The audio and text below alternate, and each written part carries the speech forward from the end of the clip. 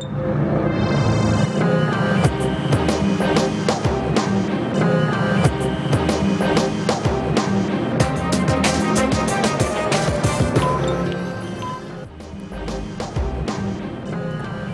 দর্শক, এসএটিভির রাতের আয়োজন লেট এডিশনে আপনাদের সবাইকে স্বাগতম। সঙ্গে আছি আমি জাহিদুর রহমান খান। দর্শক, আজ আমাদের আলোচনার বিষয় পিলখানা হত্যাকাণ্ড দায় কার। আর এই আলোচনায় আমার সঙ্গে স্টুডিওতে আছেন বাংলাদেশ জাতীয়তাবাদী দল বিএনপির সাবেক সংসদ সদস্য আলী নওয়াজ মাহমুদ খৈয়াম, আছেন জাতীয় পার্টির সাবেক মন্ত্রী ও চেয়ারম্যান গোলাম সরোয়ার মিলন। এছাড়াও আমাদের সঙ্গে আজ আলোচনায় আছেন বিডিআর বিদ্রোহে পিলখানায় সৌভাগ্যক্রমে বেঁচে যাওয়া একজন সেনা কর্মকর্তা, অবসরপ্রাপ্ত লেফটেন্যান্ট কর্নেল সৈয়দ কামরুজ্জামান। আপনাদের তিনজনকেই আমাদের আলোচনায় স্বাগত জানাচ্ছি। সঙ্গত কারণেই আমরা আলোচনাটা শুরু করতে চাই সৈয়দ কামরুজ্জামান আপনাকে দিয়ে। আমরা পিলখানা হত্যাকাণ্ড এবং দায় কার দীর্ঘ সময়, প্রায় 16 বছর 15 বছরের একটি কিছু সময় বেশি পরে আলোচনাটা শুরু করতে চাই। বলা হয় যে অনেক সময় অনেক কথা বলা যায়নি, অনেক অজানা অনেক কিছুই আমরা জানতে পারিনি। সেদিন আপনি ঘটনাস্থলে ছিলেন, কিভাবে রক্ষা পেলেন সেই নৃশংসতা থেকে, আমরা সেটাই আগে প্রথমে জানতে চাই। ধন্যবাদ আপনাকে। আমার বক্তব্যের শুরুতেই 2009 সালের 25শে ফেব্রুয়ারি এবং 26শে ফেব্রুয়ারির মধ্যে যে 57 জন সেনা অফিসার সহ আরও 14 জন বেসামরিক এবং অন্যান্য যারা শহীদ হয়েছিলেন তাদের সকলের মাগফিরাত কামনা করে আমি আমার বক্তব্য শুরু করছি। আমি প্রথমে একটা জিনিস বলি যে 2009 সালের 25-26শে ফেব্রুয়ারি যে কালো দিনটা, এই কালো দিনটা কেন জানি আমরা প্রথম থেকে এটা পালন করতে পারি নাই, বা আমাদের চাহিদাগুলো অথবা আমাদের যে দাবিগুলো আমরা বলতে পারি নাই। বলতে গেলে অনেক সমস্যা ছিল, আমরা কোনো একটা প্রোগ্রাম করতে পারি নাই। মিডিয়াকে ডাকলেও কোনো মিডিয়ার, প্রিন্ট মিডিয়া হোক বা ইলেকট্রনিক মিডিয়া হোক, কেউ আসার সাহস করতো না। এটা একটা অলিখিতভাবে নিষেধ করে দেওয়ার মতোই ছিল যেন আমরা কোনো ধরনের শোক দিবস পালন করতে না পারি। তো বলা যায় যে গত 15 বছর এই জিনিসটা হিমাগারেই ছিল, বিডিআর হত্যাকাণ্ডের সকল বিষয়টা হিমাগারেই ছিল। এখানে একটু বলে রাখি প্রথমেই যে যদিও ওই সময় দুইটা তদন্ত হয়েছিল, একটা সাবেক সচিব আনিসুজ্জামানের নেতৃত্বে 12 সদস্য বিশিষ্ট এবং বর্তমানের স্বরাষ্ট্র উপদেষ্টা লেফটেন্যান্ট জেনারেল জাহাঙ্গীর আলম চৌধুরীর নেতৃত্বে একটা সেনাবাহিনী থেকে একটা তদন্ত আদালত হয়েছিল, যেটা সেনাবাহিনীর কর্তৃক লেফটেন্যান্ট জেনারেল জাহাঙ্গীর আলমের নেতৃত্বে হয়েছিল। সেটা আলোর মুখ দেখে নাই, আমরা জানি না ওখানে কী হয়েছিল বা কী ওনারা সুপারিশ করেছেন, সেগুলো আমরা জানি না। এটা আমাদের বাইরে কাউকে বলা হয়নি, এটা জানিও না আমরা। বাট সাবেক সচিব আনিসুজ্জামানের নেতৃত্বে যে তদন্তটা হয়েছিল, সেই তদন্তে ওনারা কিছু স্বল্পমেয়াদী, কিছু দীর্ঘমেয়াদী সুপারিশ করেছিলেন। তো স্বল্পমেয়াদী দীর্ঘমেয়াদী সুপারিশের শেষ একটা পয়েন্ট ছিল যে ওনারা এই ঘটনার আসল যে ঘটনাটা ঘটেছে কিভাবে বা কার দ্বারা ঘটেছে এগুলো বের করতে পারেন নাই। যেহেতু বের করতে পারেন নাই, তখন ওনারা বলেছেন যে এটাকে আরও গভীরে যে এর পিছনের কুশলী কারা ছিল তাদেরকে বের করার জন্যে আর একটা তদন্ত করার জন্য। সেই তদন্তের মুখ কিন্তু গত 15 বছরে আমরা দেখি নাই, নাম্বার 1। নাম্বার 2 হলো আপনার যেটা সরকারের তরফ থেকে যে তদন্ত হয়েছিল, পুলিশি তদন্ত যেটা, সেই তদন্তের মাধ্যমে যে মামলা হয়েছিল 2 ধরনের। একটা হলো ফৌজদারি আইনের দণ্ডবিধি অনুযায়ী খুনের বা হত্যা মামলা, আর একটা ছিল বিস্ফোরক মামলা। খুনের মামলার রায় নিম্ন আদালতে হয়েছে, আবার ওটা আপিল করে হাইকোর্টেও হয়েছে। হাইকোর্টের যে রায় ছিল, ওনাদের অবজারভেশনের মধ্যে এখানেও একটা পয়েন্ট ছিল যে এটা আবার অধিকতর তদন্ত করে এই বিষয়টা পুঙ্খানুপুঙ্খভাবে বের করার জন্য একটা সুপারিশ ছিল, সেটাও কিন্তু অদ্যাবধি হয় নাই। ওই রায়ে যে সমস্ত যাদের ফাঁসি বা যাবজ্জীবন কারাদণ্ড বা বিভিন্ন মেয়াদের কারাদণ্ড হয়েছিল, তারা এখন আপিল করবে আপিল বিভাগে, সেটাও কিন্তু এখন বন্ধ আছে। আর বিস্ফোরক মামলা 1345 জনের নামে যেটা করা হয়েছিল সেটা অদ্যবধি নিম্ন আদালতেই ওঠে নাই, এখন পর্যন্ত এটা ওই জিজ্ঞাসাবাদের স্তরেই আছে। তার মানে বোঝা যাচ্ছে যে গত 15 বছরে এই বিষয় নিয়ে কারোরই কোনো মাথা ব্যথা ছিল না, এটা চলে গেছে। এইটা এখন এই গত 17 তারিখে শহীদ সেনা পরিবাররা যে একটা সংবাদ সম্মেলন করেন, সংবাদ সম্মেলন করে ওনারা একটা 7 দফা দাবি দেন। 7 দফা দাবির মধ্যে তাদের, আপনারা হয়তো দেখেছেন মিডিয়ার মাধ্যমে, পেপারে নিয়ে সব জায়গায় এটা এসেছে। এই 7 দফা দাবির মধ্যে তারা বলেছেন যে অতি সত্বর তাদের দাবিগুলো মেনে নেওয়ার জন্যে, এবং এই বিচারে এই ঘটনার হত্যাকাণ্ডের তারা বিদ্রোহ বলতে রাজি না। এটা কারণ এটা বিডিআর বিদ্রোহ না, এটা বিডিআর ঠান্ডা মাথায় হত্যাকাণ্ড। এই হত্যাকাণ্ডের বিচার সুষ্ঠুভাবে করার জন্য তো আমি ধন্যবাদ দিই এই শহীদ সেনা পরিবারে যে তারা এতদিন পরে হিমাগারের বিষয়টাকে বাইরে আলোচনায় নিয়ে আসলেন। তারপর থেকে কিন্তু ওই বিডিআর নিয়ে একটু আলোচনা হচ্ছে, না হলে কিন্তু এটা একেবারেই হিমাগারে ছিল। সৈয়দ কামরুজ্জামান, একটি বিষয়, আপনি নিজেও তো কর্মরত ছিলেন তখন, যে কথা বলা হয় বিডিআর বিদ্রোহে ডাল ভাত কর্মসূচি নিয়ে, সেখানে আসলে কতটা ক্ষোভ ছিল, সেরকম কিছু কি আপনার আগে থেকে কোনো আমি একটু বলি। এটা হলো বিগত সরকারের একটা প্ররোচনা করে বা আলোচনায় রেখে ডাল ভাতকে ইস্যু করে সেনা অফিসারদের, বিডিআর এর মতো সৈনিকদেরকে একটা বদনাম করার জন্য এটা করা হয়েছে। আসলে আপনাকে একটু বলি, এটা অ্যাকচুয়ালি সরকারের কাছ থেকে 400 কোটি টাকা নিয়ে এই সেবামূলক কাজটা বিডিআর শুরু করে, এবং সেটা শেষ পর্যায়ের দিকে এটা আমার একদম মহাপরিচালকের মুখ থেকে শোনা। উনি বলেছেন যে 400 কোটি টাকার মধ্যে অলরেডি সব টাকা পয়সা পরিশোধ করে দেওয়া হয়েছে, অল্প কিছু টাকা বাকি আছে সরকারের কাছে, সেটাও স্টোরে যে মালামালগুলো আছে সেগুলো বিক্রি করে আমরা এটা পরিশোধ করতে পারবো। এবং উনি এই সাথে ওইটাও বললেন সকল সৈনিকের সামনে যে আমি শুনতে পেরেছি যে তোমাদের এই বিষয়ে একটা ক্ষোভ আছে, যে এই ডাল ভাতে তোমার কিছু আমরা বলে সব এটা অন্যায় কিছু করছি বা কিছু দুর্নীতির হচ্ছে, আসলে এটা কিছুই নাই। উনি এখানে একদম স্পষ্ট বলেছিলেন যে যারা এই অপারেশন ডাল ভাত 2009 কাজ করতেছিল তারা সবাই 100% ডিএ পেয়েছে, 100%। আর যারা অফিস কাজ পরিচালনা করার জন্যে যেতে পারে নাই, তাদের মধ্যে একটা ছোট ক্ষোভ থাকতে পারে না যে আমরা ওখানে গেলাম না বলে এক্সট্রা ডিএটা পেলাম না, সেটার জন্যও কিন্তু উনি 10 দিনের ডিএ দিয়েছিলেন সবাইকে যারা অফিসে কাজ করেছে। তো সেই কারণে কিন্তু কেউ বলতে পারবে না যে তারা কেউ এটা দিয়ে যে কাজগুলো করেছে তাদের জন্য তারা অতিরিক্ত পায় নাই। এখন এইটাকে একটা ইস্যু করা কোনো মতেই হতে পারে না। এই সামান্য এখনকার দুর্নীতি দেখলে তো তাহলে সারা দেশের লোককেই ফাঁসিতে ঝুলাই দিতে হবে বা মেরে ফেলতে হবে। ওই সামান্য ডাল ভাতের 400 কোটি টাকার একটা হিসাবের যদি 57 জন অফিসারকে মারতে হয়, এটা তো ডাল ভাতের একটা কোনো ইস্যুই না, এটা একদম সম্পূর্ণ মিথ্যাচার, এটা সম্পূর্ণ মিথ্যাচার।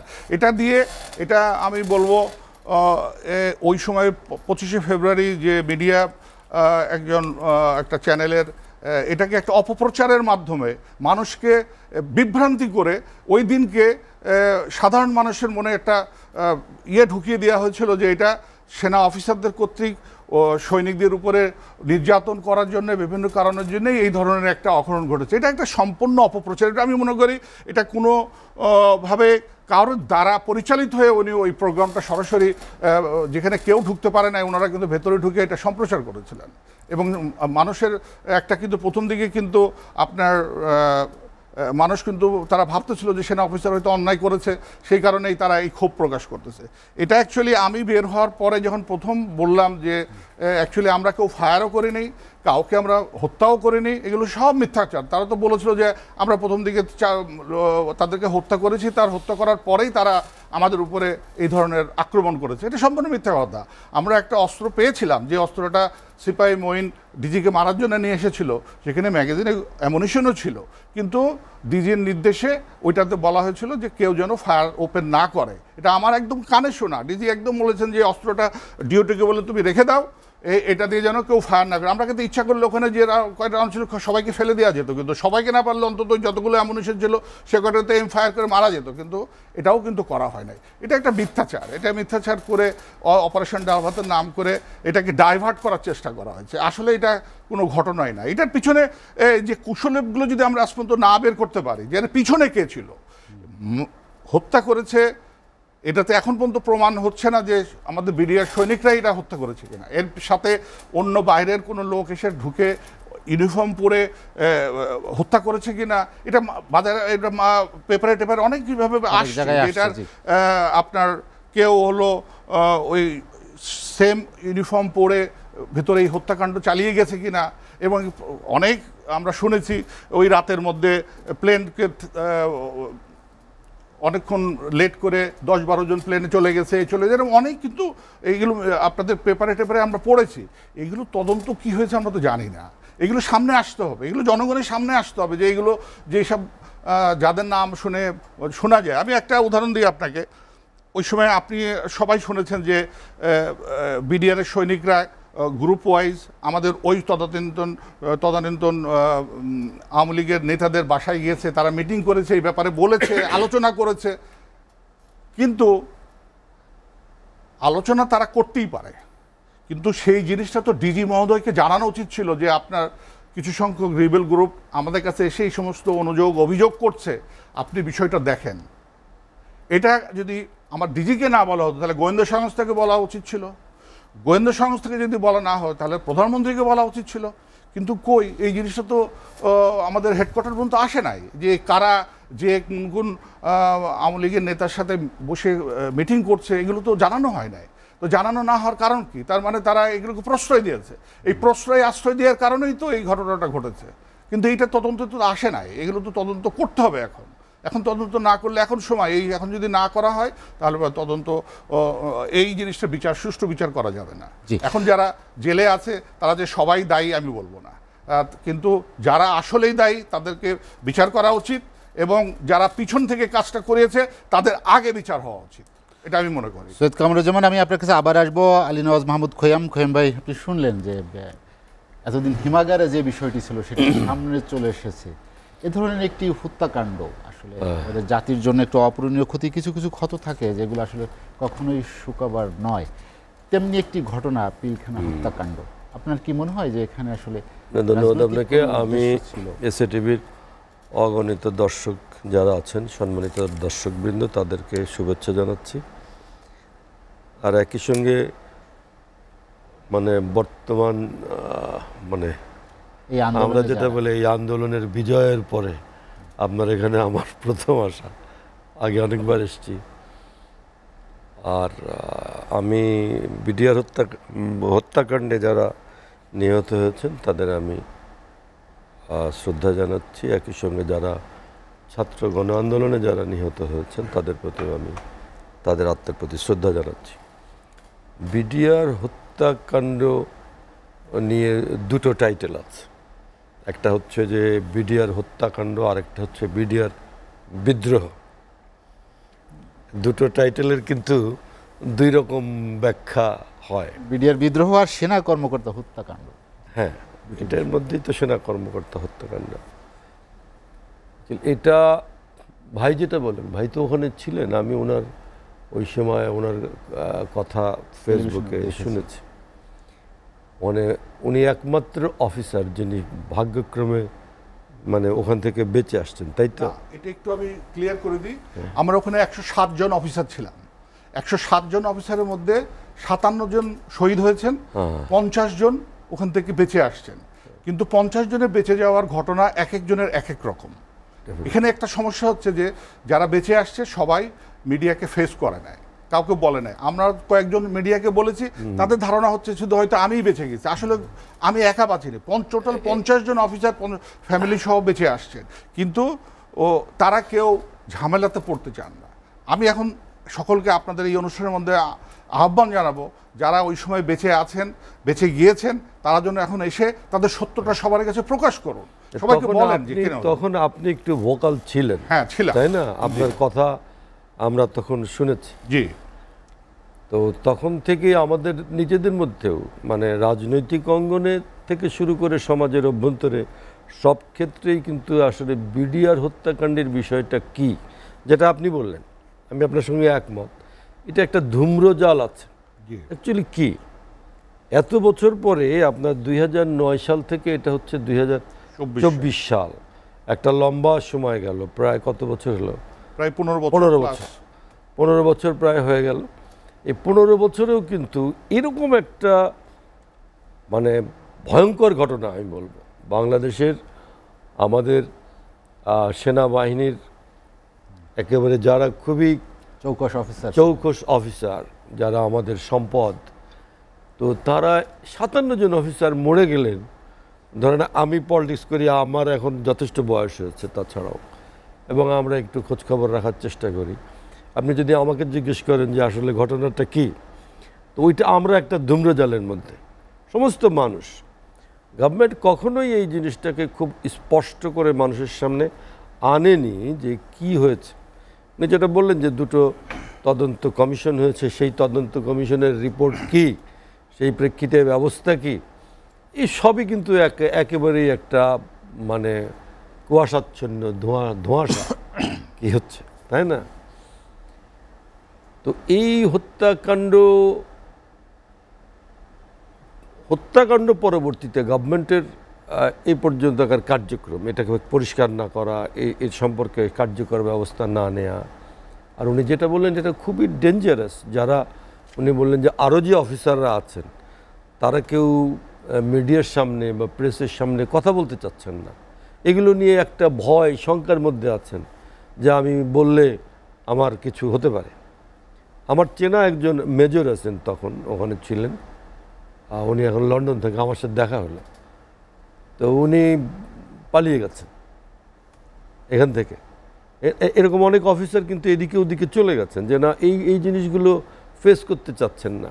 কেন এই যে ফেস করতে চাচ্ছেন না, এই যে বলতে চাচ্ছেন না, তার কারণ হচ্ছে যে এর ভিতরে কিছু ঘটনা আছে, যে ঘটনাগুলো তারা জানেন কিন্তু বলতে পারছেন না তাদের নিরাপত্তার কারণে, রাইট, তাই না?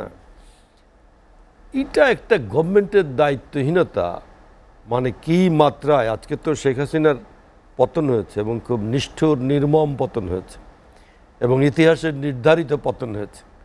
দীর্ঘদিনের এই যে তার মানে যে সমস্ত কর্মকাণ্ড, দেশে সমস্ত কর্মকাণ্ডের মধ্যে এইটাও একটা, এই যে দেশে গণতন্ত্রহীনতা, এখানে ভোট না দেওয়ার, ভোটের সংস্কৃতি ধ্বংস করে দেওয়া, জনগণ দ্বারা রাষ্ট্র শাসিত হবে, এটাকে বিনষ্ট করা, একেবারে সমূলে উৎপাটন করে দেওয়া হয়েছিল। তারপরে আপনার এই যে হত্যা, গুম, লুণ্ঠন, তারপরে মারামারি, কাটাকাটি, আওয়ামী লীগ, ছাত্রলীগ, যুবলীগ, মানে সব তো জানেন সবাই কি একটা ভয়ঙ্কর পরিস্থিতি। এইগুলো করে দেশে যে একটা ফ্যাসিজম কায়েম করা হয়েছিল, এটা একটা তার অংশ। এই যে আপনার বিডিআর হত্যাকাণ্ড সম্পর্কে পিপুলের সামনে বিষয়গুলোকে স্পষ্ট না করা, এবং বিডিআর হত্যাকাণ্ডের পরবর্তী সময়ে যে সমস্ত কার্যকলাপ গভর্নমেন্ট করেছে, তাতে মনে হচ্ছে এটা একটা চক্রান্ত ছিল, এবং এইটা গভর্নমেন্ট ইনভলভ হয়ে এই একটা হত্যাকাণ্ড সংগঠিত করেছে। আমার মনে হয় যে এখন সময় আসছে সেটাকে খুব স্পষ্ট করে বলা যে বিডিআর এটা বিদ্রোহ নয়। এটা আপনি যেটা বললেন ডাল ভাতের কর্মসূচি, আমারও বহু আত্মীয় স্বজন, বন্ধু বান্ধব, পাড়া প্রতিবেশী যারা বিডিআরে আছে, আমি বহু লোকের সঙ্গে কথা বলেছি। এই যে ডাল ভাতের কর্মসূচি, অফিসারদের সঙ্গে বিডিআরের জওয়ানদের যে কনফ্লিক্ট, সেটার মাত্রা এমন ছিল না যে যেখানে এইরকম একটা হত্যাকাণ্ড হতে পারে। ধরেন যে প্রত্যেকটা পেশার মধ্যে কিছু কনফ্লিক্ট থাকে, তাই না, একটু টানপোড়েন থাকে, কিন্তু সেই টানপোড়েন এখানে এই মাত্রায় ছিল না যে এখানে 57 জন অফিসারদেরকে এইভাবে নিষ্ঠুর নির্মমভাবে হত্যা করা হবে। আপনি যেটা বললেন, আমার এখন মনে হচ্ছে যে এইবারকার ছাত্র আন্দোলনে আমি কিন্তু বিভিন্ন জায়গায় শুনেছি যে কারা এটা অন্য ধরনের লোকজনকে কিছু দেখা গেছে একটু অন্যরকম অস্ত্র নিয়ে হাতে, উত্তরায় আমি শুনেছি, যাত্রাবাড়িতে শুনেছি, বাড্ডায় শুনেছি, কেমন যে তারা কিন্তু গুলি করেছে। একটা ভিডিও দেখলাম যে মানে প্লেনে করে বেশ কিছু লোকজন মানে তারা খুব হুড়মুড় করে চলে যাচ্ছে। যেমন আপনি যেটা বললেন তখনও হয়েছে, এটাও কিন্তু একটা কথা আছে যে বিডিআর হত্যাকাণ্ডের ভিতরে তৃতীয় পক্ষ অন্য লোকজন তারা এখানে ঢুকে আপনাদেরকে হত্যা করেছে। তার মানে কি এটা স্পষ্ট করার দরকার, এখনকার গভর্নমেন্টেরও আমি বলবো, অনুরোধ জানাবো যে স্পষ্ট হওয়া দরকার, স্পষ্ট করা দরকার যে এইটা হত্যাকাণ্ড এবং এই হত্যাকাণ্ডে একটা বড় একটা ষড়যন্ত্রের মানে বহিঃপ্রকাশ, একটা ষড়যন্ত্রের মাধ্যমে এই হত্যাকাণ্ডটা করা হয়েছে। এই হত্যাকাণ্ড করে কি মেসেজ দিতে চেয়েছে, কি মেসেজ দিতেছে, কেন এই হত্যাকাণ্ডটা হলো, এটা তো বললে হবে না যে কেউ এটা করেছে। এটা একটা মেসেজ কিন্তু যে আমরা বাংলাদেশ সেনাবাহিনীর জন্য এটা একটা খুব বড় ধরনের একটা থ্রেট, যে এটা অন্য কারো কথা যদি আপনি না শুনেন তাহলে তার পরিণতি এরকম ভয়ঙ্করভাবে হবে।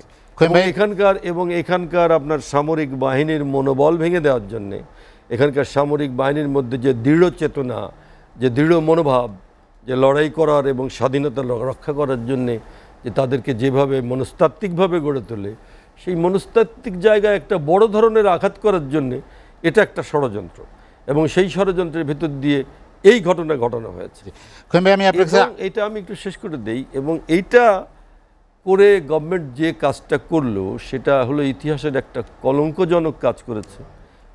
দায়িত্বহীনতা আমি বলবো না, ইচ্ছে করে তারা এই কাজটা করে যেন তেন প্রকারের নানা রকম ঘটনা ঘটিয়ে তারা ক্ষমতায় থাকার চেষ্টা করেছে।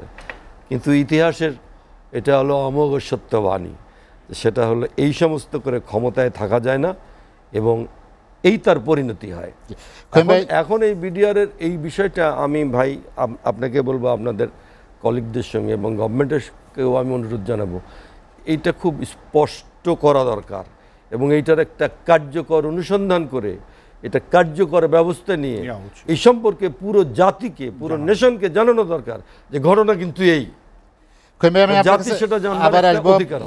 গোলাম সরোয়ার মিলন ভাই, যেটি খোয়েম ভাই বলছিলেন যে পূর্বপরিকল্পিত ষড়যন্ত্র করে কি বার্তা দেয়া হয়েছে আসলে সেনা কর্মকর্তা ও হত্যাকাণ্ড সংগঠন করে। ধন্যবাদ আপনাকে, ধন্যবাদ খোয়েম ভাই এবং অবসরপ্রাপ্ত লেফটেন্যান্ট কর্নেল কামরুজ্জামান সাহেবকে এবং অনিত দর্শক শ্রোতাকে প্রীতি এবং শুভেচ্ছা।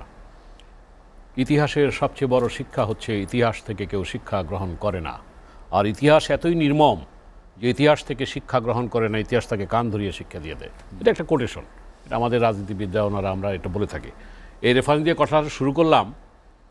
বিডিআর হত্যাকাণ্ডে বলার আগে আমি এক লাইনে শুধু এটুকু বলবো যে বৈষম্য বিরোধী ছাত্র আন্দোলনের যারা নেতৃত্ব দিয়েছেন তারা একটি গণ অভ্যুত্থানকে সফল করেছেন।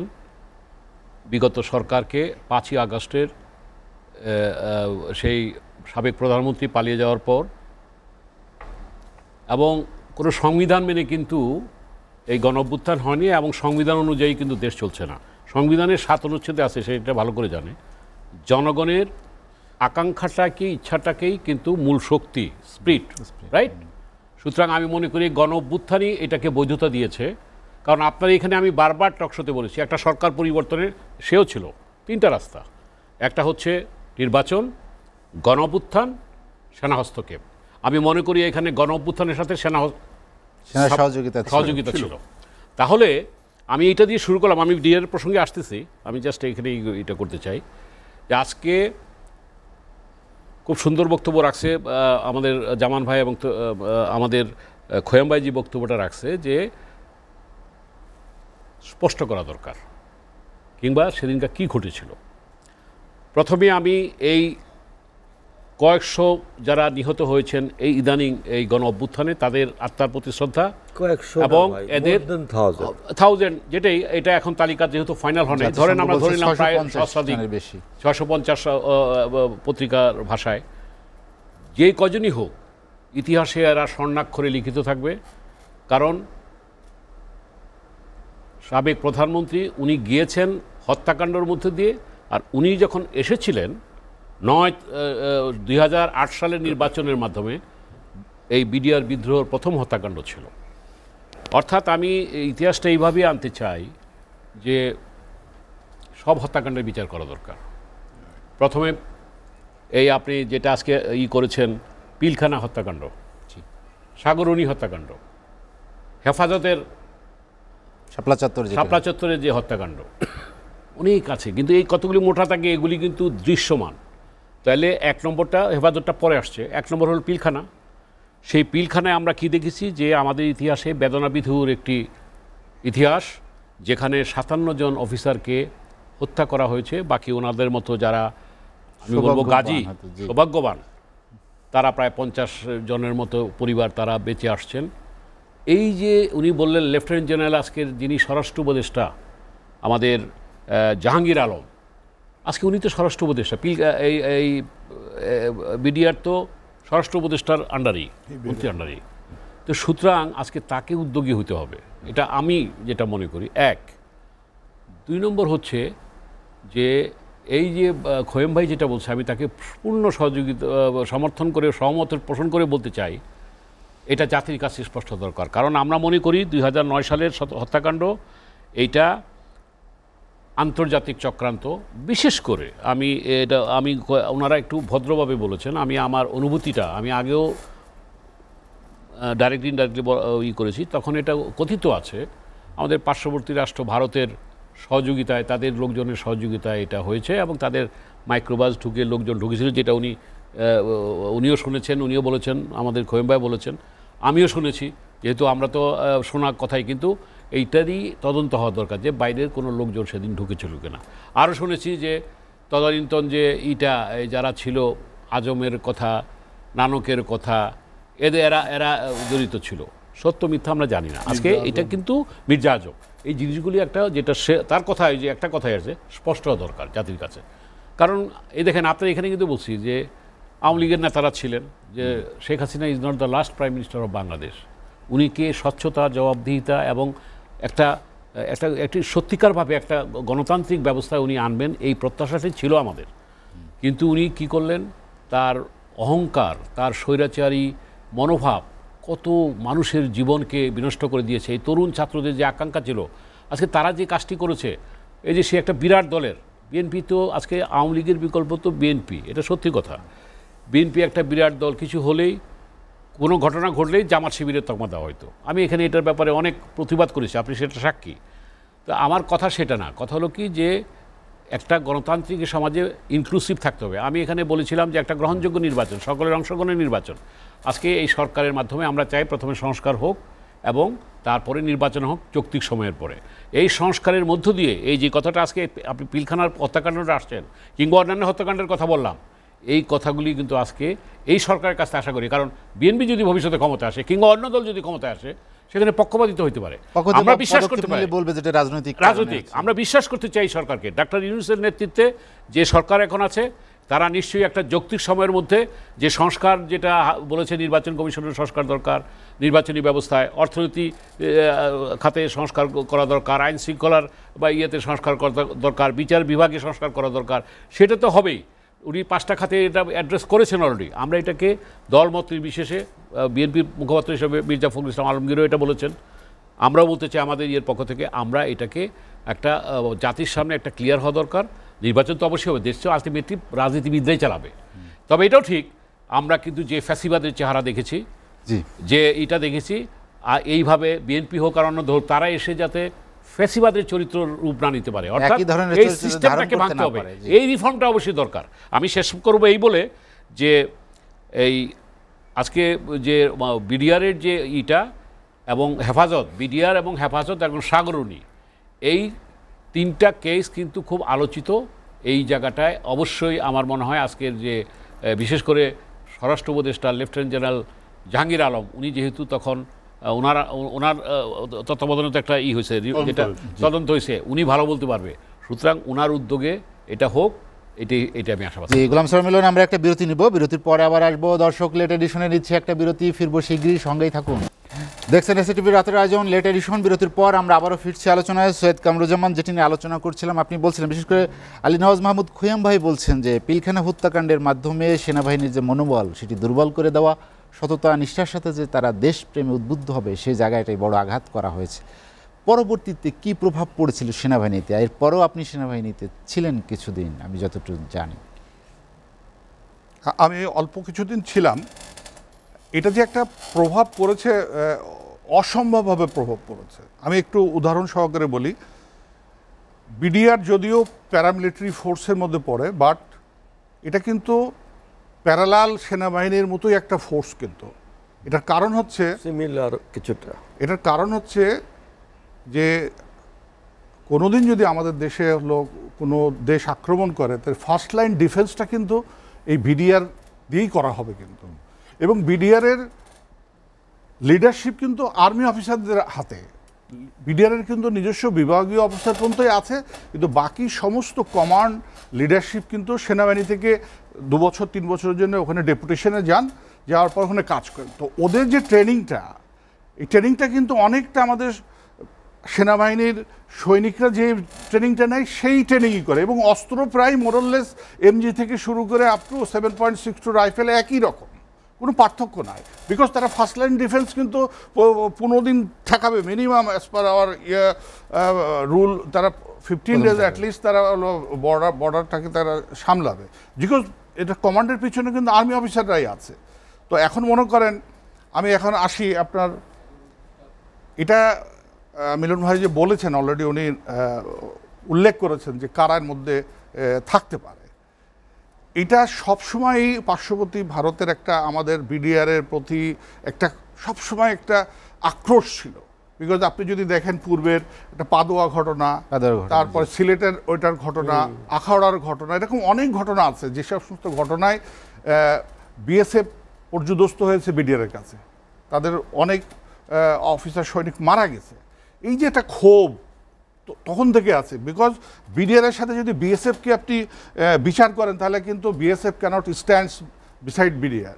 এইটা হওয়াতে আপনার বিডিআরের মনোবলও যেমন ভেঙে গেছে, বিডিআর থেকে বিজিবি নামকরণ করতে কিন্তু তাদের মনোবল কিন্তু বেড়ে যায় নাই, মনোবল কিন্তু ভেঙে গেছে। ঠিক তদ্রূপভাবে আপনি মনে করেন 57 জন চৌকস অফিসার, যেটা খয়মভাবে বললেন, এই যে আত্মস্থিতি দিল, যে নৃশংস হত্যাকাণ্ড তাদেরকে করা হলো, এই হত্যাকাণ্ডে আপনি কি এটা কি স্বাভাবিক না অন্যান্য অফিসারের মধ্যে এটা একটা দাগ পড়া? এবং আরও বড় কষ্টটা হচ্ছে যে এটার বিচার হয় নাই, এর বিচার তো আমরা করতে পারি নাই। এবং প্রধানমন্ত্রী স্বয়ং 25শে ফেব্রুয়ারি ঘটনার পরে যখন 1 মার্চ উনি সেনাকুঞ্জে গিয়েছিলেন, সেখানে তো আপনারা অডিও ভয়েস, যদিও ভিডিও ছিল না, অডিও ভয়েস, সেখানে অফিসারদের কি পরিমাণ ক্ষোভ ছিল যে এতগুলো অফিসারকে মারা হলো। আরও দুঃখের বিষয় যে ধরেন এরকম একটা মিউটিনি হলো বা যেটা একটা হত্যাকাণ্ড হলো, সেনাবাহিনী জাহাঙ্গীর গেট থেকে এই বিডিআর পর্যন্ত যে আমাদেরকে আত্মরক্ষা করতে পারলো না। এটা দুঃখজনক। তারা তো যায়নি, এটা যায় নাই। তারা হচ্ছে এসে ধানমন্ডির পর্যন্ত থেমে গেল। থামবে কেন? কার নির্দেশে থামা হলো? তার বিচার হওয়া উচিত।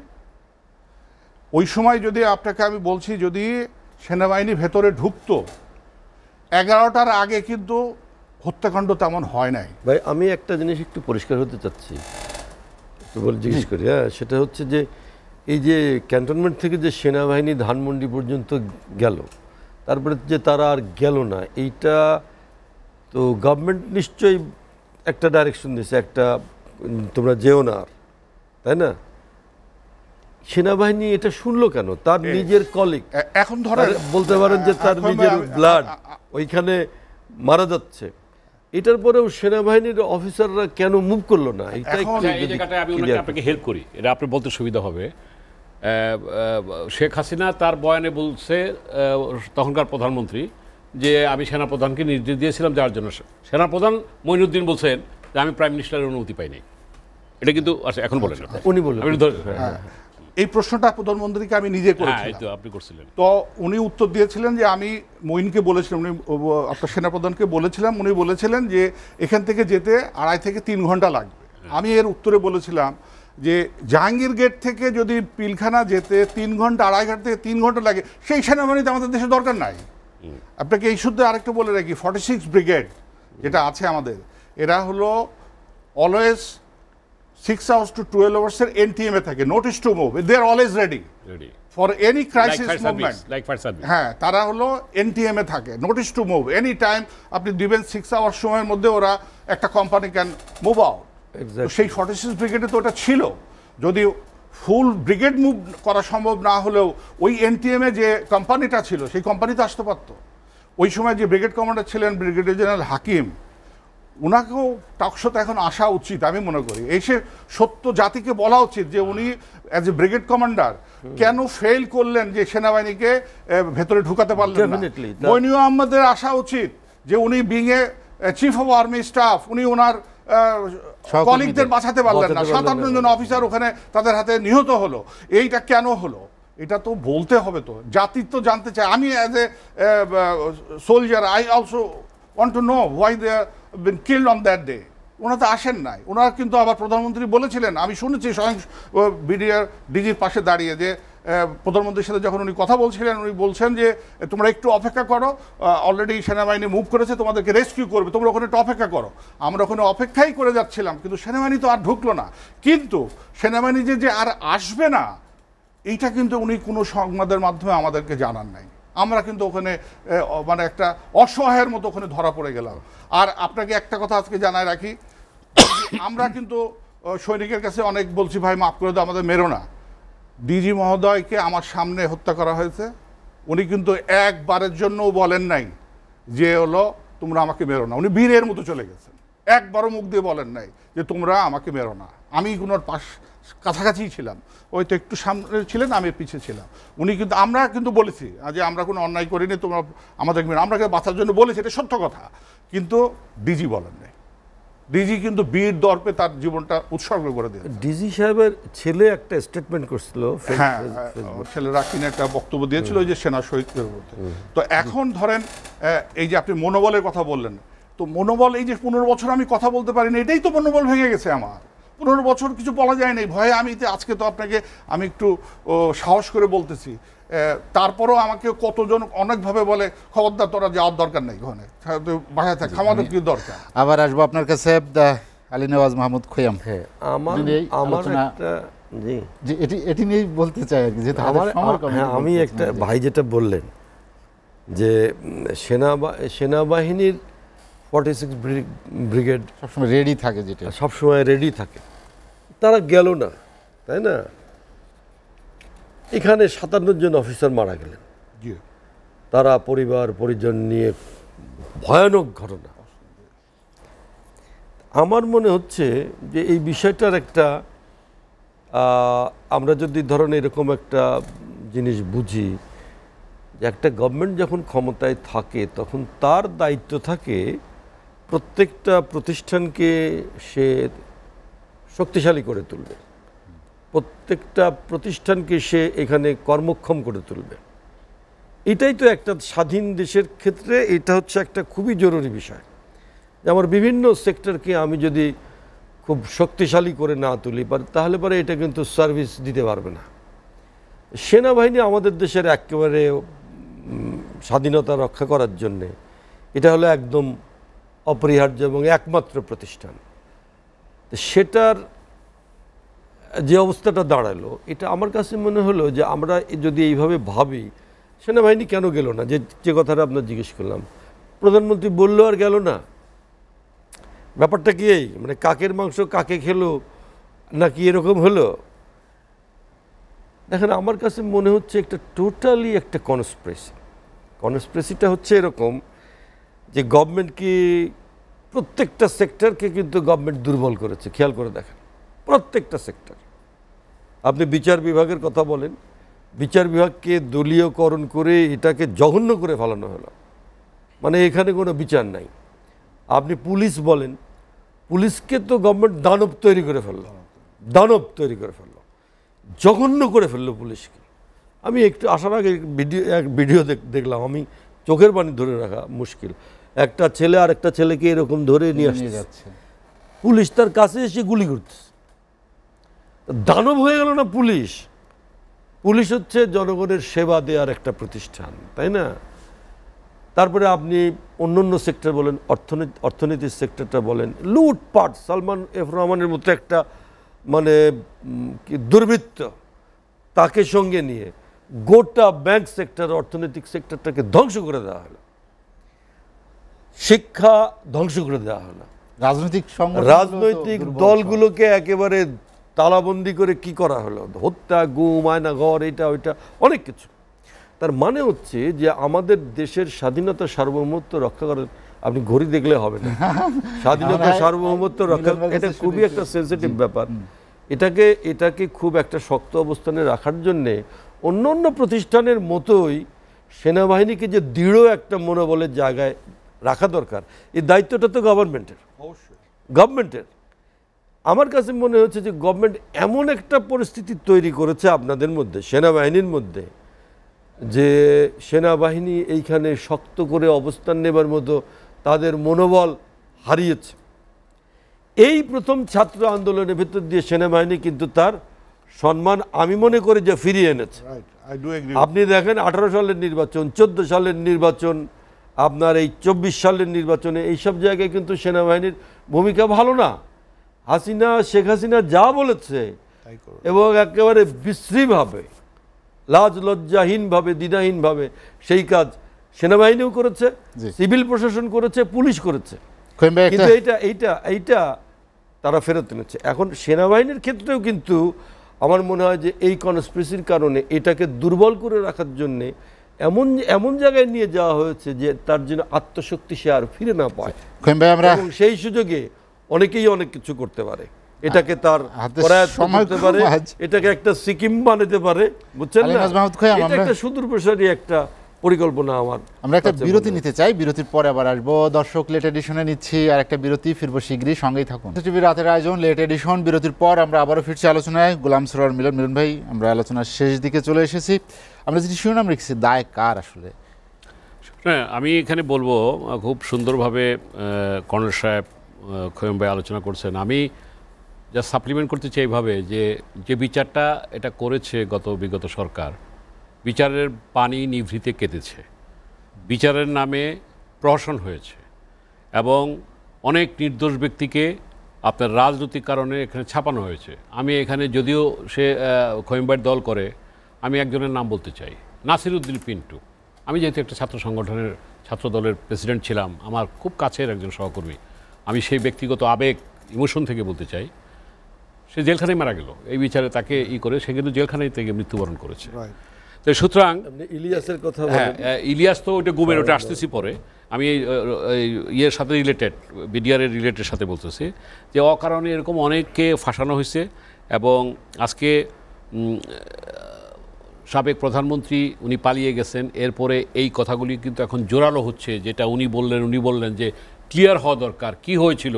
উনি যেমন একজন ফেস করেছেন, যারা ফেস করে নাই, মিডিয়াতে আসে নাই, তাদের বলা দরকার জাতির কাছে কী ছিল এবং তদন্তটা। যে কারণে আমি এর আগেবার বললাম, এখনকার যে উপদেষ্টা, কি নাম, জাহাঙ্গীর আলম চৌধুরী, হ্যাঁ, উনি এখন স্বরাষ্ট্র উপদেষ্টা, উনি কিন্তু এখন এটা এই প্যান্ডোরাম বক্স ওপেন করতে পারেন। যাই হোক, আমি শর্ট করে আনি কথাটা, যেহেতু সময় নাই।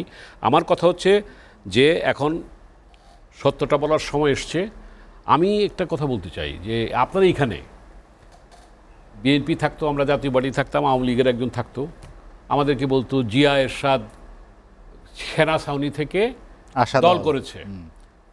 এই আর্মি যেটা সে বলছে, মুক্তিযুদ্ধে গড়ে ওঠা সেনাবাহিনী, এই আর্মি আজকে আমাদের শহীদ রাষ্ট্রপতি জিয়াউর রহমান, সে কিন্তু বলেছিল যে on behalf of the great leader Bangabandhu Sheikh Mujibur Rahman, I major Zia do hereby the declare of the independence of Bangladesh. এই স্বীকৃতিটা তারা দেয়নি। আচ্ছা, উনি 7ই নভেম্বরের সিপাহী জনতার বিপ্লবের মধ্য দিয়ে উনি এসে করেছেন এবং যখন রাজনীতি করছেন উর্দিটা পোশাক ছেড়ে দিয়েছেন।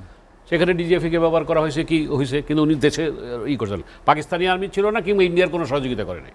এর সাথে যেভাবেই হোক তর্ক আছে, যে জিয়ার আমল নিয়েও আমলিগাররা কিংবা বিরোধী দল তর্ক করবে, এর সাথে ক্ষমতা গ্রহণ নিয়ে তর্ক আছে, কিন্তু তারপর উনি দল করেছেন আর্মির নিয়ে। বিগত সরকার শেখ হাসিনা কী করছে, আয়নাঘর করছে ডিজিএফকে ব্যবহার করে, সেখানে ইলিয়াসের মতো লোককে গুম করা হয়েছে। আমরা দেখেছি এই ডিজিএফকে ব্যবহার করে জনগণের মুখোমুখি দাঁড়া করা হয়েছে। আমি আজকে আপনার এখান থেকে সেনাপ্রধানকে আমি অভিনন্দন জানাতে চাই। এই ছাত্র জনতা গণ অভ্যুত্থানে সে যেভাবে সে সাবেক প্রধানমন্ত্রীকে বলছে, সরি ম্যাডাম, আমি কিন্তু আমার আর্মি কিন্তু এই জনগণের মুখোমুখি এভাবে দাঁড়াতে পারে না। এই যে সাহস করে কথা, হোয়ারাস লোকমুখে শুনি উনি প্রধানমন্ত্রীর আত্মীয় ছিলেন, কিন্তু উনি জনগণের পক্ষে অবস্থান নিয়েছেন এটার জন্য। এবং সে কিন্তু দেখেন কত ঠান্ডা মাথায় পরিস্থিতিকে ট্যাকেল করে এনে এই যে ছাত্রদের সাথে বসছেন, বিভিন্ন রাজনৈতিক দলের সাথে বসছেন এবং রাষ্ট্রপতির ইয়ের সাথে বসে আজকে একটা সরকার গঠিত হয়েছে। আমি শেষে এইটুকু বলবো যে এই সরকার তার সামনের দিকে এগিয়ে যাক, আমরা সহযোগিতা করতে চাই, কারণ না হলে দেশটা আমাদের ইদি হবে। আমি শেষে এইটুকু বলবো যে আমার মনে হয় যে এই বর্তমান রাষ্ট্রপতি, যেহেতু সংবিধানের কথা আমি বললাম, সংবিধান অনুযায়ী চলছে না, বর্তমান রাষ্ট্রপতিও আজকে সময়ের দাবি, তার পরিবর্তন হওয়া দরকার এবং সেখানে ডক্টর ইউনূসকে সেই দায়িত্বটা নেওয়া উচিত। গোলাম স্যার মিলন, আমি আপনার কাছে আবার আসবো। সৈয়দ কামরুজ্জামান, আমরা আলোচনা শেষ করব শেষ দিকে শুধু সেনাবাহিনী থেকে আপনার অকালীন অবসর কেন হলো, তারপরে কি হলো, বা 15 বছর কেমন ছিল? আসলে আমি আমার দুইটা দোষ। একটা দোষ হলো আমি কেন মরলাম না, এটা একটা দোষ আমার। আরেকটা দোষ হচ্ছে যে আমি 1 মার্চ জাস্ট ঘটনার পরপরই 1 মার্চে that time I was traumatise, full traumatise. খুবই স্বাভাবিক। তো 1 মার্চ সেরাকুঞ্জে যে প্রধানমন্ত্রী যে অফিসারদের সাথে যে কথা বলার জন্য এসেছিলেন, দরবার হয়েছিল যেটা, সেখানে আমি প্রধানমন্ত্রীর সাথে প্রায় 40 থেকে 45 মিনিট ওনার সাথে এই ঘটনাগুলো নিয়ে আমি অনেক প্রশ্নবান ওনাকে করেছিলাম। উনি কোনোটারই কোনো প্রশ্নের সঠিক উত্তর আমাকে দেন নাই, বা আমাদের ওখানে যারা অফিসার ছিল তাদেরকে দেন নাই। যদিও শেষে আমি ওনার কাছে, উনি বলেছিলেন যে আমি মা হিসাবে এই প্রোগ্রামে আসছি, আমি প্রধানমন্ত্রী আসে নাই। শেষে আমি যদি ওনার কাছে মাপ চেয়েছিলাম যে আমি ছেলে হিসাবে অনেক কথা বলেছি, যদি আমার অন্যায় থেকে মাপ করে দেন, কিন্তু সেই মাপ আমাকে উনি করেন নাই। পরবর্তীতে আমাকে কোনো পদোন্নতিও দেওয়া হয় নাই, আমি বাড়ি অবসরে চলে গেছি। এলপিআর কালীনের সময়ে প্রথমে আমাকে বিদেশ যাওয়া বন্ধ করে দিল। বিদেশ যাওয়া বন্ধ করার পরে আমি এলপিআরে আছি যখন, হঠাৎ আমি চিঠি পেলাম যে আমাকে আবার টেম্পোরারি অ্যাটাচমেন্ট করছে বিডিআরে, সেনাবাহিনী থেকে চিঠি আসলো যে আপনাকে কয়েকদিনের জন্য বিডিআর হেডকোয়ার্টারে আবার অ্যাটাচ করা হলো। কেন? ওখানে যে সরকারি উকিল ছিল, সেই উকিলের মাধ্যমে আমাকে একটু ব্রেন ওয়াশ করা, যে আমি যে স্টেটমেন্টগুলো দিয়েছি সেই স্টেটমেন্টগুলো চেঞ্জ করার জন্য। তো আমি অনেক চেষ্টা করেছে তারা। এখানে একটু বলে রাখি যে ডিবির থেকে যে তদন্ত হয়েছিল কাহার আকান সাহেব, ওনাকেও সেই রিটায়ারমেন্ট থেকে ডেকে নিয়ে এসে ওনাকে এখানে বসে, উনি ওনার সঠিক তদন্ত উনি করেন নাই। ওনাকে সরকার যেভাবে বলেছিল ওই সময় যে তদন্তটা এইভাবে ঘোরাইটা অনেকটা, যদি আমি উদাহরণ দিই, পড়ে গেছি আপনার গরুর রচনা, এসে গেছে নৌকা ভ্রমণ, সে কোনো রকমের গরুকে নৌকায় তুলে গল্প না, সেরকমভাবেই উনি ওনার তদন্তটা শেষ করেছেন। এই কাহার আকুন সাহেবেরও কিন্তু এখন আসা উচিত, কতখানি সততার সাথে ওই তদন্ত করেছিলেন। এবং আমি শেষে বলতে চাচ্ছি, যেহেতু যে তদন্ত কমিশন এবং হাইকোর্টের রায়ে দুই জায়গায় বলা হয়েছিল, হাইকোর্টে বলা হয়েছিল একটা ইনকোয়ারি তদন্ত কমিশন করার জন্য, ওখানেও বলা হয়েছিল একটা গভীরে যে এর পিছনে কারা ছিল এটা বের করার জন্য। এখন যদি কোনো তদন্তটা জন্য একটা তদন্ত কমিশন হওয়া উচিত, এই তদন্ত কমিশনের এখন টার্মস অফ রেফারেন্স 3টা হওয়া উচিত। নাম্বার 1, পরিকল্পনা থেকে শুরু করে এক্সিকিউশন আফটার 25, 26 পর্যন্ত যে এক্সিকিউশনটা হয়েছিল, এটার বের করতে হবে যে এই সাথে কার জড়িত ছিল। নাম্বার 2 হচ্ছে, যখন প্রধানমন্ত্রী ডিএডে তৌহিদকে দায়িত্ব দিলেন, প্রতিনিধি হিসেবে ঘোষণা করলেন, সাধারণ ক্ষমা করলেন, 25 তারিখ দুপুর থেকে শুরু করে 26 তারিখ সেনাবাহিনী দখল নেওয়ার আগ পর্যন্ত যে যে ঘটনা ওখানে নির্যাতন, যে সমস্ত মাটিতে পুঁতে ফেলা, ড্রেনে ফেলে দেওয়া, যেই সমস্ত যে ঘটনাগুলো ঘটেছে, সেই ঘটনা বের করতে। এবং আমি ওই সময় সরকারের সময় চারিদিকে আর্মি আছে, র্যাব আছে, এক রাতের মধ্যে এই 7-8 হাজার বিডিআর সৈনিক কীভাবে পালিয়ে গেল? আপনি আমাকে শুধু একটা উত্তর দেন। আমরা এই 107 জন অফিসার ওখান থেকে বেরোতে পারলাম না, কিন্তু ওখান থেকে 7-8 হাজার সৈনিক এক রাতে, যেখানে the whole Pilkhana is surrounded by army and RAB, কীভাবে ওরা এক রাতের মধ্যে 7-8 হাজার সৈনিক বের হয়ে চলে গেল? How it's possible? তার মানে তাদেরকে সুযোগ দিয়ে আসছে চলে যাওয়ার জন্য। এটারও বিচার করতে হবে। নাম্বার 3 যেটা হচ্ছে যে, যখন এই দুটা হয়ে যাওয়ার পরে যারা দায়িত্ব নিলেন বিডিআরের, জি, এই দায়িত্ব নেওয়ার সময় যারা ছিলেন তারা সঠিক কাজটা তদন্তের জন্য করেছেন কিনা এটা বের করা উচিত। যদি না করে থাকেন তাহলে তাদেরও বিচার হওয়া উচিত। ধন্যবাদ আপনাকে। লেফটেন্যান্ট কর্নেল সৈয়দ কামরুজ্জামান, আপনাকে অসংখ্য ধন্যবাদ। হাতে সময় নেই, আজ আলোচনা শেষ করতে চাই। আলী নওয়াজ মাহমুদ খোয়াম, আমরা একদম শেষ দিকে চলে অল্প এসেছি। কথা বলি আমি, সেটা হচ্ছে যে আমাদের দেশে একটা ঐতিহাসিক ঘটনা ঘটেছে। আর 47 পরবর্তীতে আমরা জানি 52, তারপরে ছাত্র আন্দোলন, গণ আন্দোলন, 68-69 সালের আন্দোলন, স্বাধীনতা সংগ্রাম, তারপরে এরশাদ বিরোধী আন্দোলন, আর এইবার মানে আমাদের দেশের গণতন্ত্র রক্ষা করার জন্য ছাত্র জনতার যে আন্দোলন, এটা একটা বিশাল ব্যাপার। মানুষ বলছে এটা আমরা আবার স্বাধীনতা অর্জন করেছি, আমাদের স্বাধীনতা ছিল দ্বিতীয় মুক্তিযুদ্ধ। তা এখন আমি মনে করি যে বিডিআর হত্যাকাণ্ড যেটা হয়েছে সেটার সঙ্গে এই আন্দোলন পর্যন্ত এই সম্পূর্ণ ব্যাপারটাকে আমাদের একসুতোয় গেঁথে দেখা দরকার। এবং সেই জন্যে এর যত হত্যাকাণ্ড হয়েছে, বিডিআর হত্যাকাণ্ড থেকে শুরু করে সরকারের আমলে যত হত্যা, সমস্ত হত্যাকাণ্ড, এবং সর্বশেষ যে এই সহস্রাধিক আমাদের তরুণ ছাত্রদের হত্যা করা হয়েছে, এই সমস্ত হত্যাকাণ্ডের বিচার হওয়া দরকার। এবং প্রকৃত অর্থে এইটা শুধুমাত্র নামে মাত্র এই কি বলে কমিটি গঠন না করে এটা বিচার করার দরকার জাতির স্বার্থে, দেশের স্বার্থে, স্বাধীনতার স্বার্থে, গণতন্ত্রের স্বার্থে, সামাজিক স্থিতিশীলতার স্বার্থে।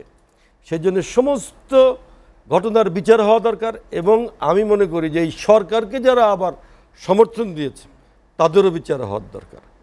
কিছু মনে করবেন না, জাতীয় পার্টি কন্টিনিউয়াসলি গভর্নমেন্টকে সমর্থন দিয়েছে, তাদেরও বিচার হওয়া দরকার। যারা এই সরকারকে সমর্থন করেছে, যারা পর্দার আড়ালে ছিল, পর্দার বাইরে ছিল, নানাভাবে প্রত্যক্ষ পরোক্ষভাবে এই সমস্ত হত্যাকাণ্ড এবং অনিয়মের সহায়তা করেছে, তাদের সকলের শাস্তি হওয়া দরকার। আলী নওয়াজ মাহমুদ খোয়াম, খোয়াম ভাই আপনাকে অসংখ্য ধন্যবাদ। হাতে সময় নিয়ে আলোচনা শেষ করবো। গোলাম সরোয়ার মিলন, 1 মিনিটেই জাতীয় পার্টিরও বিচার হওয়া উচিত। না, উনি ঠিক বলেছেন, আমি তার সাথে দ্বিমত না। জাতীয় পার্টি যারা সুবিধা ভোগ করেছে, যেমন আমি জাতীয় পার্টি করি, আর আমি বলে জাতীয় পার্টিকে ভাঙা হয়েছে, এই স্বৈরাচারী সরকারই ভাঙছে। এবং আমরা আমি নিজেরটা আজকে নিয়ে বলা উচিত না। আজকে কোনো সুবিধা বলেন, এমপি ইলেকশনে অংশগ্রহণ বলেন, আমরা তো করি না, আমার মতো অনেকে আছে। দেখো, আমি কথা হলো যারা সুবিধা গ্রহণ করেছে, যারা জাতীয় পার্টিতে কিন্তু অনেকে আছে, কেউ 14 দলের সাথে ছিল, জাতীয় পার্টি আবার বিএনপির সাথে একটা অংশ আছে, জাতীয় পার্টি আবার আমাদের একটা অংশ আছে। হ্যাঁ, সুতরাং এখানে আছে, এখানে জাতীয় পার্টি যারা জড়িত ছিল।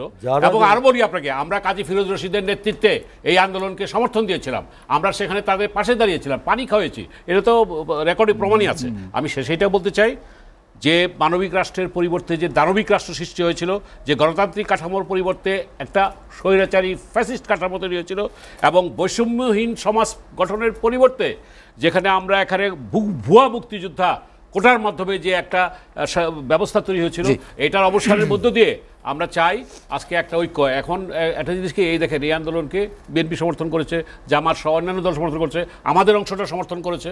যারাই সমর্থন করছে, এখানে আমাদের মধ্যেও যারা করেছে, 14 দলে যারা ছিল, যারা করেছে, তাদের বিজয় উচিত। আমি শেষে বলবো, আসেন আমরা ঐক্যের সোপান গড়ে তুলি এবং এই ছাত্রদের যে আকাঙ্ক্ষা, এদের আকাঙ্ক্ষাটা বাস্তবায়ন করি। গোলাম সরোয়ার মিলন, আপনাকে অসংখ্য ধন্যবাদ। অবসরপ্রাপ্ত লেফটেন্যান্ট কর্নেল সৈয়দ কামরুজ্জামান এবং আলী নওয়াজ মাহমুদ খোয়াম, আপনাদেরকে অসংখ্য ধন্যবাদ। দর্শক, জানিয়ে রাখি, লেট এডিশন পুনঃপ্রচার হয় সকাল 8টায়। আজ এ পর্যন্তই। ভালো থাকুন, সুস্থ থাকুন, এসএটিভির সঙ্গেই থাকুন।